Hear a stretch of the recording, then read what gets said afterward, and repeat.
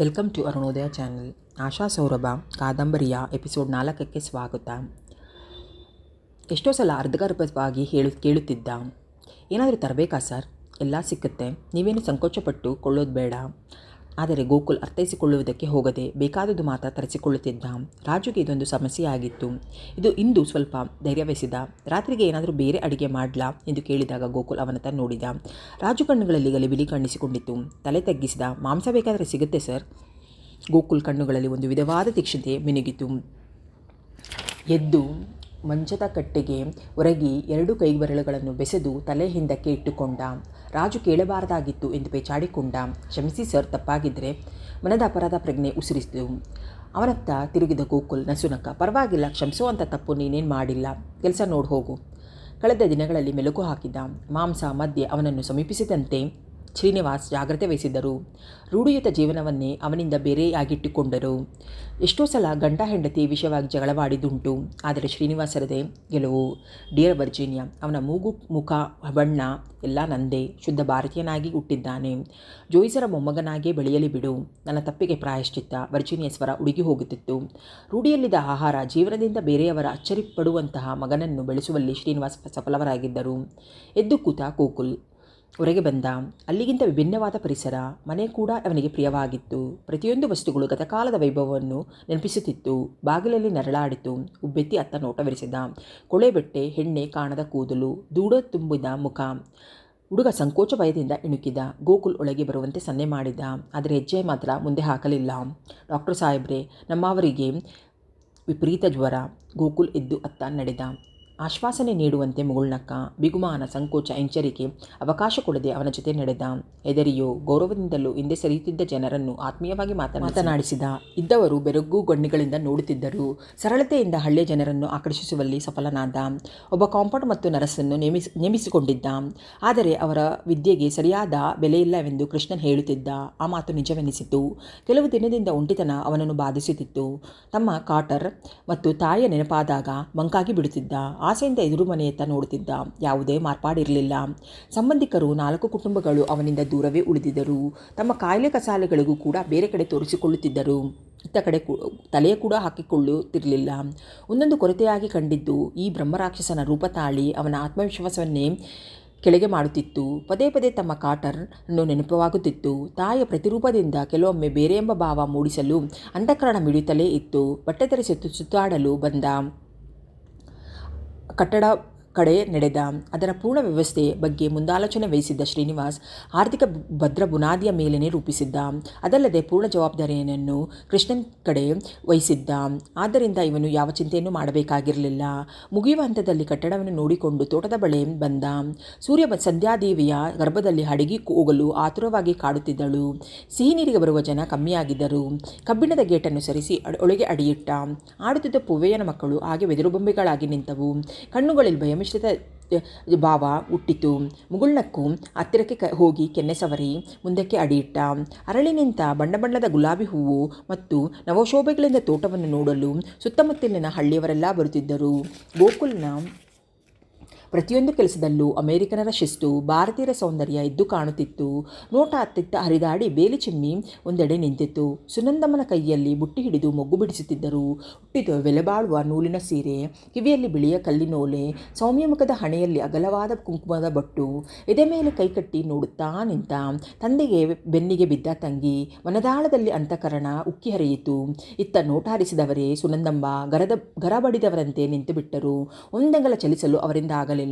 ಮಂಜು ಕಣ್ಣುಗಳ ಮುಂದೆ ಮಿಸುಕಾಡಿದರು. ಎದೆಯಲ್ಲಿ ಕುದಿಯುತ್ತಿದ್ದ ನೋವನ್ನು ಸೆರಗನ್ನು ಬಾಯಲ್ಲಿಟ್ಟುಕೊಂಡು ಬಿಕ್ಕಳಿಸಿದರು. ಅಣ್ಣನ ನೆನಪು ಎದೆಯಾಳದಲ್ಲಿ ವೇದನೆ ಹೊಂಡವನ್ನೇ ಕರಗಿಸಲು ಸಮರ್ಥವಾಗಿರಬೇಕು. ಇಂದಿನ ನಿರಾಶೆ, ಈಗಿನ ಭಯ, ಮುಂದಿನ ವಿಷಾದ ಛಾಯೆಯು ಕಾರ್ಮಿಗಿಲು ಕವಿದಂತಾಯಿತು. ನಿಂತಲ್ಲಿ ಗೋಕುಲ್ ಪರಿತಪಿಸಿದ. ನಾಲಿಗೆ ಏಳಲಿಲ್ಲ. ಸುನಂದಮ್ಮ ಕಣ್ಣೀರು ತೊಡೆದುಕೊಂಡರು. ಅನುಬಂಧದ ಮುಂದೆ ಎಲ್ಲ ನುಚ್ಚುನೂರು. ಬೇಲಿಯ ಒಳಗೆ ಬಂದವರೇ ಅವನ 2 ಕೈಗಳನ್ನು ಹಿಡಿದುಕೊಂಡರು. ಗಲ್ಲ ಸವೆದಿದ್ದರು. ಸಂತೋಷದಿಂದಲೋ ಭಯದಿಂದಲೋ ಅವರ ಕೈ ನಡುಗುತ್ತಿತ್ತು. ಕಂಪಿಸುವ ತುಟಿಗಳ 100 ಮಮತೆಯ ಮಾತುಗಳನ್ನು ಅವನ ಎದೆಯ ಮೇಲೆ ಬರೆದವು. ತಟ್ಟನೆ ಕರುಳನ್ನು ತೆಗೆದವರೇ ಹಿಂದಕ್ಕೆ ಹೋಗಿಬಿಟ್ಟರು. ಗೋಕುಲ್ ತುಟಿಗಳು ಬಿಗಿದುಕೊಂಡವು. ತಂದೆ ಮಾತನ್ನು ಕಡಿತಲಿಸಲಾಗಲಿಲ್ಲ. ಅನುಬಂಧವನ್ನು ಅರ್ಥೈಸಿಕೊಳ್ಳಲು ಪ್ರಯತ್ನಿಸಿದ. ಅದು ಬೇರದ್ದೇ ರೂಪ ತಾಳಿತು. ಆದರೆ ಭಾರತೀಯರಲ್ಲಿ ಕಟ್ಟುಪಾಡುಗಳು ಬಿಗಿ ಹೆಚ್ಚು. ಶಾಸ್ತ್ರ, ಸಂಪ್ರದಾಯ, ನೀತಿ ನಿಯಮಗಳು ಜೀವನದ ಮೂಲ ಚೇತನವನ್ನೇ ಸುಟ್ಟು ಹಾಕಿಬಿಡುತ್ತದೆ. ಅವನದೇ ಮೇಲೆ ದೊಡ್ಡ ಬಂಡೆಯನ್ನು ಇಡಿಸಿದಂತಾಯಿತು. 2 ದಿನ ಕ್ಲಿನಿಕ್ ಜವಾಬ್ದಾರಿಯನ್ನು ನರ್ಸ್ ಕಾಂಪೌಂಡರ್ಗೆ ಒಪ್ಪಿಸಿ ಬೆಂಗಳೂರಿಗೆ ಹೊರಟ. ಮನಸ್ಸಿಗೆ ಶಾಂತಿ ಬೇಕಾಗಿತ್ತು. ಕೃಷ್ಣ ನರ್ಸಿಂಗ್ ಹೋಮ್ಗೆ ಬೇಕಾದ ಸರ್ಜಿಕಲ್ ಸಲುವಾಗಿ ಮುಂಬೈಗೆ ಹೋಗಿದ್ದರು. ಸುನೀತಾಳೆ ಸ್ವಾಗತಿಸಿದಳು. ಓದಿಕೊಂಡು ವಿಚಾರವಾದಿ ಹೆಣ್ಣು ನಿರ್ಗಳವಾಗಿ ಯಾವ ವಿಷಯವಾಗಲಿ ಚರ್ಚಿಸಬಲ್ಲಳು. ಅಂಕಲ್ ಯಾವಾಗ ಬರ್ತಾರೆ? ನವಿರಾಗಿ ಕೇಳಿದ. ಬೇಸರ, ಒಂಟಿತನದ ವ್ಯಥೆಯಿಂದ ಮೈಮನ ಬಳಲಿತ್ತು. ಮ್ಲಾನವಾಗಿದ್ದ. ಬರೋ ವಿಷಯ ಗೊತ್ತಿಲ್ಲ. ಯಾಕೆ ತುಂಬ ಡಲ್ಲಾಗಿ ಕಾಣ್ತೀರಾ? ಸೋಫಾ ತೆನ್ನ ಮೇಲೆ ಕೈಗಳಿಂದ ಪೂರ್ಣ ಭಾರ ಹಾಕಿ ಬಗ್ಗಿ ಕೇಳಿದಳು. ಕಿರು ನಗೆನಕ್ಕ. ನೆವರ್. ಸುನೀತಾ ತನ್ನ ಬಾಬಾ ಕೂದಲನ್ನು ಹಿಂದಕ್ಕೆ ತಳ್ಳಿದಳು. ವಿಷಯವಷ್ಟಿಷ್ಟು ಗೊತ್ತಿದ್ದರೂ ಗೋಕುಲದು ಮೂರ್ಖತನವೆಂದು ಅವಳ ಭಾವ. ನಿಮ್ಮ ಮಮ್ಮಿ ಡ್ಯಾಡಿಗೆ ಪತ್ರ ಬರೆದಿದ್ದೀರಾ? ಅವನು ಅಲ್ಲಿ ಕಷ್ಟ ಅನುಭವಿಸೋದು ಬೇಡ. ಗೋಕುಲ್ಗೆ ಬುದ್ಧಿ ಹೇಳಿ ಇಲ್ಲಿ ಕಳಿಸಿಬಿಡಿ. ಈ ಬಡ ದೇಶದಲ್ಲಿ ಏನಿದೆ ಮೂರ್ಖತನ. Stop it. ಗೋಕುಲ್ ಸಹನೆ ಕಳೆದುಕೊಂಡ. ಸಾರಿ ಗೋಕುಲ್, ನಿಮ್ಮ ಮದರ್ ಬರೆದ ವಿಷಯವನ್ನು ತಿಳಿಸಿದೆ ಅಷ್ಟೇ. ಪಶ್ಚಾತ್ತಾಪ ಅವಳ ಧ್ವನಿಯಲ್ಲಿ ಮಿಡಿದಾಗ ಗೋಕುಲ್ ತಣ್ಣಗಾದ. ಎಕ್ಸ್ಕ್ಯೂಸ್ ಮೀ, ಬೇಗ ನನ್ನ ಪೇಷನ್ಸ್ನ ಕಳೆದುಕೊಂಡ್ಬಿಟ್ಟೆ. ಆ ವಿಷಯ ಬಿಟ್ಟುಬಿಡಿ. 2 ದಿನ ಇಲ್ಲೇ ಉಳಿದುಕೋಬೋದಲ್ಲ. ನನಗೆ ಸುತ್ತಾಡೋಕ್ಕೆ ಕಂಪ್ನಿ ಕೊಡಿ. ಸುನಿತಾಳ ಮುಖ ತಾವರೆಯಂತೆ ಅರಳಿತು. ಅವಳ ಸುಂದರ ಕಣ್ಣುಗಳಲ್ಲಿ ಮಿಚ್ಚೊಡೆಯಿತು. ಓಕೆ, ಸಂತೋಷದಿಂದ ಅವನ ಕೈ ಕುಲುಕಿದಳು. ಸುನಿಲ್ಗೆ ಸ್ವಂತ ಕೆಲಸವಿದ್ದುದರಿಂದ ಅವಳೇ ಈ ಕೆಲಸ ವಹಿಸಿಕೊಂಡಳು. ಒಂದೇ ದಿನದಲ್ಲಿ ಅವನ ಉತ್ಸಾಹ ಕುಗ್ಗಿತು. ಸದ್ದುಗದ್ದಲದ ಈ ಬದುಕಿಗಿಂತ ಹಳ್ಳಿಯ ಸರಳ ಜೀವನವೇ ಅವನಿಗೆ ಇಷ್ಟವಾಯಿತು. ಲಾಲ್ಬಾಗಿನಿಂದ ಮನೆಗೆ ಬಂದ ಕೂಡಲೇ ಗೋಕುಲ್ ಹೇಳಿದ, Sunita, thank you very much. ನಾನು ಇನ್ನೂ ಹೊರಟು ಬಿಡುತ್ತೇನೆ. ಸುನೀತಾ ಕುಸಿದು ಕೂತಳು. ಅವನ ಗಂಭೀರ ಅಸನ್ಮುಖತೆಯಲ್ಲಿ ಕಾರಣ ಹುಡುಕಾಡಿದಳು. ಏನೇನೂ ಅರ್ಥವಾಗಲಿಲ್ಲ. ಕಣ್ಣುಗಳಲ್ಲಿ ನಿರಾಶೆ ಹೊಮ್ಮಿತು. ಗೋಕುಲ್, ನಿಮ್ಮನ್ನು ಒಂದು ಮಾತು ಕೇಳಲ್ಲ? ಖಂಡಿತ ನಿಜ ಹೇಳ್ತೀರಾ? ಸುಂದರ ಕಣ್ಣುಗಳಲ್ಲಿ ಚೇಷ್ಟೆಯ ನಗು ಕಾಣಿಸಿಕೊಂಡಿತು. ಗೋಕುಲ್ ಹುಬ್ಬುಗಳು ಸಂಕೋಚಿಸಿ ಕಣ್ಣುಗಳು ಕಿರಿದಾದವು. ಕೇಳಿ, ಸುಳ್ಳು ಹೇಳಬೇಕಾದ ಅವಶ್ಯಕತೆ ನನಗೇನಿಲ್ಲ. ಅಷ್ಟಿಷ್ಟು ತಿಳಿದಿದ್ದರೂ ನಂಬಲು ಸುನೀತಾಳಿಗೆ ಕಷ್ಟವಾಗಿತ್ತು. ಎಷ್ಟೋ ಜನ ಪ್ರತಿಭಾವಂತರು ವಿದೇಶಗಳಲ್ಲಿ ಮದುವೆಯಾಗಿ ಅಲ್ಲೇ ಉಳಿದಿದ್ದಾರೆ. ತಮ್ಮ ಪ್ರತಿಭೆ ತಕ್ಕ ಪುರಸ್ಕಾರ ಇಲ್ಲಿ ಸಿಗೋಲ್ಲ ಅಂತ ಅವರಿಗೆ ಗೊತ್ತು. ಅಂಥದರಲ್ಲಿ ತಾಯಿ ಹುಟ್ಟಿದ ದೇಶ ಜನಾಂಗವನ್ನು ಬಿಟ್ಟು 7-8 ಸಾವಿರ ಮೈಲಿ ದೂರದ ಭಾರತ ದೇಶಕ್ಕೆ ಯಾಕಾಗಿ ಬಂದ್ರಿ? ಇಲ್ಲೇನಿದೆ? ಅದರಲ್ಲೂ ಹಳ್ಳಿಯಲ್ಲಿ ಹೋಗಿ ನೆಲೆಸುವಂಥದ್ದು ಕೆಟ್ಟ ಆಕಾಂಕ್ಷೆ ನಿಮಗ್ಯಾಕೆ? ಸ್ವಲ್ಪ ಹೊತ್ತು ಮೌನವಾಗಿ ಕೂತ. ಮೆಲ್ಲಗೆ ತಲೆ ಎತ್ತಿ ನಸುನಕ್ಕ. ಭಾರತ ನನಗೆ ಅಪರಿಚಿತ ದೇಶ ಅಂತ ನಿಮಗೆ ಯಾರು ಹೇಳಿದ್ದು? ಪ್ರಶ್ನೆ ಚಾಟಿಯಂತಿತ್ತು. ನನ್ನ ರೂಪ, ಭಾಷೆ, ಬಣ್ಣನ್ನು ನೋಡಿದರೆ ಅಮೇರಿಕ ದೇಶದ ಯುವಕನಂತೆ ಕಾಣ್ತೀನಾ? ಸವಾಲಿಸಿದಂತಿತ್ತು. ಕಣ್ಣುಗಳು ಚುರುಕಾದವು. ತಲೆಯಾಡಿಸಿದಳು. ಇಲ್ಲ. ಸ್ವರ ಬಾವಿಯಾಳದಿಂದ ಬಂದಂತಿತ್ತು. ಮತ್ತೆ ಈ ದೇಶದಲ್ಲಿ ಹೇಗೆ ಉಳಿಯಲಿ? ಜೋರಾಗಿ ನಕ್ಕು ಬಿಟ್ಟಳು. ಅಷ್ಟೇ. ಮಾತುಗಳಿಗೆ ಮುಕ್ತಾಯ ಹಾಡಿದ. ಮರುದಿನ ಬೆಳಿಗ್ಗೆ ಹೊರಟ. ಹಳ್ಳಿಯ ತಿರುವಿಗೆ ಬಂದಾಗ ಬೆಳಗಿನ ಎದುರು ಬಿಸಿಲಿಗೆ ಮುಖಕ್ಕೆ ಅಡ್ಡವಾಗಿ ಪುಸ್ತಕದ ಹಿಡಿದು ನಿಂತ ಅನುಪಮ ಬಸ್ಸಿಗೆ ಕಾಯುತ್ತಿದ್ದಳು. ಮಂಜಿನಲ್ಲಿ ಬಿಂದ ಶುಭ್ರ ಹೂವಿನಂತೆ ಕಂಡಳು. ಅರಿವಿಗೆ ಬರದಂತೆ ಕಾರ್ ನಿಂತಿತು. ಗುಡ್ ಮಾರ್ನಿಂಗ್ ಮೇಡಮ್, ತುಸು ವಾಲಿ ಹೇಳಿದ. ಅವಳ ಮುಖಕ್ಕೆ ರಂಗು ರಾಚಿತು. ತಕ್ಷಣ ಬಿಳಿಚಿಕೊಂಡಳು. ತಲೆ ಸ್ವಲ್ಪ ತಗ್ಗಿತು. Good morning doctor. ಗೋಕುಲಿಗೆ ನಗು ಬಂತು. ಬಸ್ಗೋಸ್ಕರ ಕಾಯ್ತಾ ಇದ್ದೀರಾ? ಹೌದೆನ್ನುವಂತೆ ತಲೆ ಆಡಿಸಳು. ಅವಳ ನೋಟ ಕಾರಿನ ಚಕ್ರವನ್ನು ನಿರಿಸುತ್ತಿತ್ತು. ಹಿಂದಿನ ದಿನ ಮನೆಯಲ್ಲಿ ದೊಡ್ಡ ಯುದ್ಧವೇ ನಡೆದು ಹೋಗಿತ್ತು. ಬಾಯಿ ತಪ್ಪಿ ಸುನಂದಮ್ಮ ಹಳ್ಳಿಯವರ ಗೋಕುಲ್ ಬಗ್ಗೆ ಹಾಡುವ ಒಳ್ಳೆಯ ಮಾತುಗಳನ್ನು ಗಂಡನ ಮುಂದೆ ಹೇಳಿಬಿಟ್ಟರು. ಶಾಮಣ್ಣ ತಕ್ಷಣ ರೌದ್ರಾವತಾರ ತಾಳಿ ಕೂಗಾಡಿ ಬಿಟ್ಟರು. ಮನೆಹಾಳ, ಕೃತಜ್ಞತೆ ಇಲ್ಲದವನ, ಜಾತಿ ಕೆಟ್ಟವನ ಮಗನ ನೀತಿಯ ಬಗ್ಗೆ ಹೇಳ್ತೀಯಲ್ಲ, ನಾಚಿಕೆ ಆಗಬೇಕು. ಮಾಂಸ ತಿನ್ನೋನಿಗೆ ನೀತಿಯೊಂದು ಕೇಡು. ಅದನ್ನೆಲ್ಲ ನೆನೆಸಿಕೊಂಡು ಸಂಕೋಚದಿಂದ ಹಿಡಿಯಾದಳು.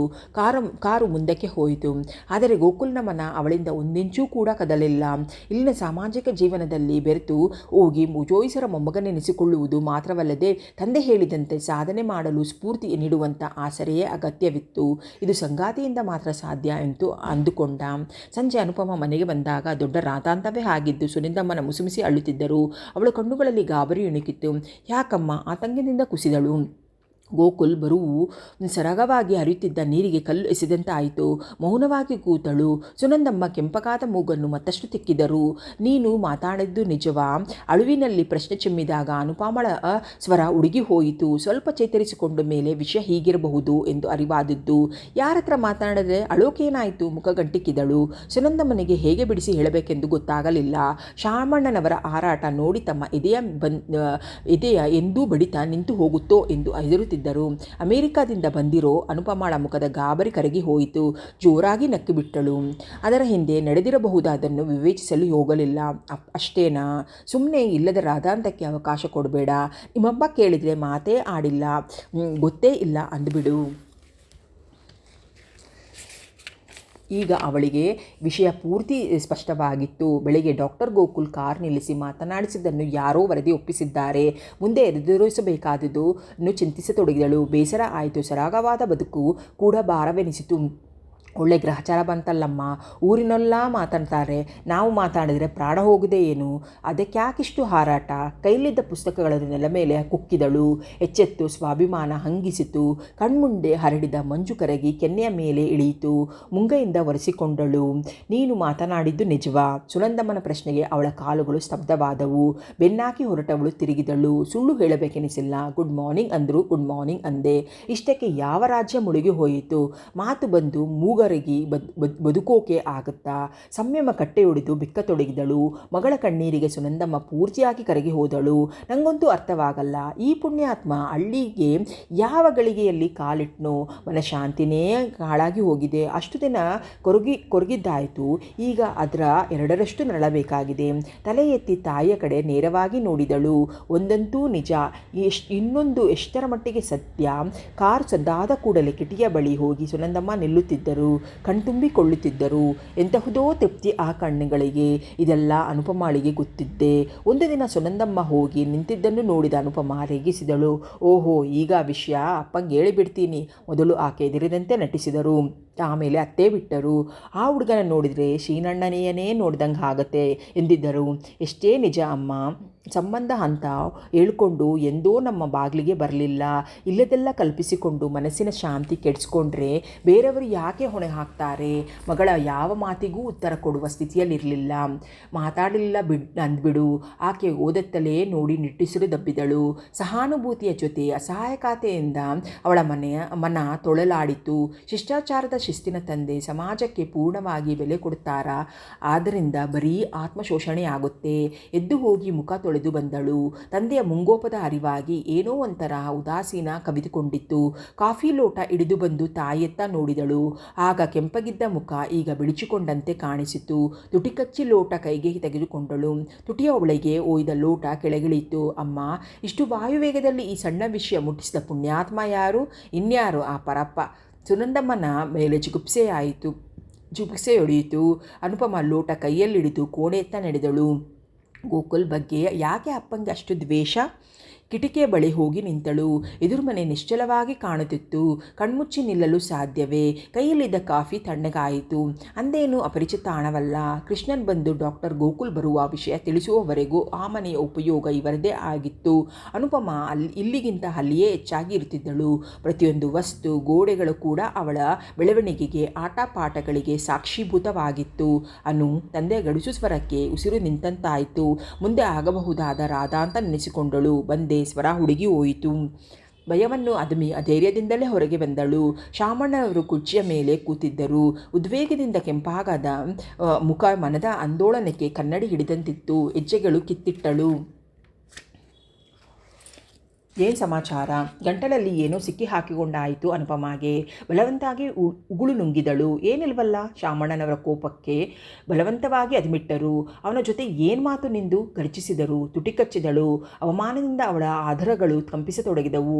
ಎಂದೋ ಸಂಬಂಧ ತೊಡೆದು ಹೋಗಿದೆ ಎಂದು ಹೇಳುವ ಜನ ಬೇರೆಯವರು ಗೋಕುಲ್ನ ಕಾಣುವಂತೆ ಇವರುಗಳು ಕಾಣುತ್ತಿಲ್ಲ. ಸ್ವರ ಹೊರಡಲಿಲ್ಲ. ಅವನ ಜೊತೆ ಯಾಕೆ ಮಾತನಾಡಿದ್ದು? ಶಾಮಣ್ಣನವರು ಸಂಪೂರ್ಣವಾಗಿ ಸಹನೆ ಕಳೆದುಕೊಳ್ಳುವ ಮಟ್ಟಕ್ಕೆ ಬಂದರು. ನನಗೇನು ಅರ್ಥವಾಗಲ್ಲ. ನಾನಾಗಿ ಮಾತನಾಡಲಿಲ್ಲ. ಇದೇನು ಸಿಟಿ ಅಲ್ಲ. ಹಳ್ಳಿಯಲ್ಲಿರೋ ಜನರ ಬದುಕು ಒಂದೇ ಚಾವಣಿಯ ಕೆಳಗೆ ಅನ್ನೋಷ್ಟು ಸಹಜ. ನೋಡೋದು, ಮಾತನಾಡೋದು ಸಹಜ ಪ್ರತಿಕ್ರಿಯೆ. ಇದಕ್ಕೆ ಕಾರಣಗಳನ್ನು ಕೊಡೋದು ಕಷ್ಟ. ಅವಳ ಸ್ವರದಲ್ಲಿ ಅಳುಕಿರಲಿಲ್ಲ. ಶಾಮಣ್ಣನವರಿಗೆ ಸೋಲಿನ ಅನುಭವ ಆಯಿತು. ಸ್ವಲ್ಪ ಮೆತ್ತಗಾದರು. ಅನುಪಮ ಅವರ ಪ್ರೀತಿಯ ಏಕೈಕ ಸಂತಾನ. ಅವಳ ದಿಟ್ಟತನದ ನ್ಯಾಯಬದ್ಧ ನುಡಿಗಳು ಅವರಿಗೆ ಎಂದೂ ಮೆಚ್ಚುಗೆ. ಅದೆಲ್ಲ ಬೇಡ. ಜಾತಿಗೆಟ್ಟ ಕೃತಜ್ಞತೆ ಇಲ್ಲದವನ ಮಗನ ಸುದ್ದಿ ನಮಗೆ ಬೇಡ. ಜೋಯಿಸರ ವಂಶದಲ್ಲಿ ಕೆಟ್ಟ ಹುಳು ಹುಟ್ಟಿತ್ತು. ತಮ್ಮ ನೀತಿಯನ್ನು ಸಮರ್ಥನೆ ಮಾಡಿಕೊಳ್ಳುವ ಪ್ರಯತ್ನ ಮಾಡಿದರು. ಕಬ್ಬಿಣ ಕಾದಾಗ ಕಟ್ಟುವುದು ಬುದ್ಧಿವಂತರ ಲಕ್ಷಣ. ಅನುಪಮ ಚುರುಕಾದಳು. ನಾನಾಗೆ ಮಾತನಾಡಲಿಲ್ಲ. ಸೌಜನ್ಯಕ್ಕಾಗಿ ವಂದನೆ ಹೇಳಿದರು. ಅದು ಸುಸಂಸ್ಕೃತೆಯನ್ನು ತೋರಿಸುತ್ತೆ. ನಾನು ಬದಲು ಹೇಳಿದೆ, ಇದೇನು ದೊಡ್ಡ ವಿಷಯವಲ್ಲ. ಊರವರಂತೆ ನಾನ್ಯಾಕೆ ಇರಬಾರ್ದು, ಶ್ರೀನಿ ಮಾವನ ಮಗ ಅನ್ನೋ ವಿಷಯನೇ ಮರ್ತು ಬಿಡೋದು. ಶಾಮಣ್ಣನವರು ನಿರುತ್ತರಾದರು. ಮತ್ತೇನು ಹೇಳಲು ಬಾಯಿ ತೆರೆದಾಗ ರೇಗೇ ಬಿಟ್ಟರು. ಹೋಗಿ ನಿನ್ನ ಕೆಲಸ ನೋಡ್ಕೋ. ಅನುಪಮಳ ತುಟಿಯಂಚಿನಲ್ಲಿ ಕಿರುನಗೆ ಮಿನುಗಿತು. ದ್ವೇಷ ಜಿಗುಪ್ಸೆಗಿಂತ ಅವರಿಗೆ ಸಮಾಜದ ಭಯವೇ ಹೆಚ್ಚೆನಿಸಿತು.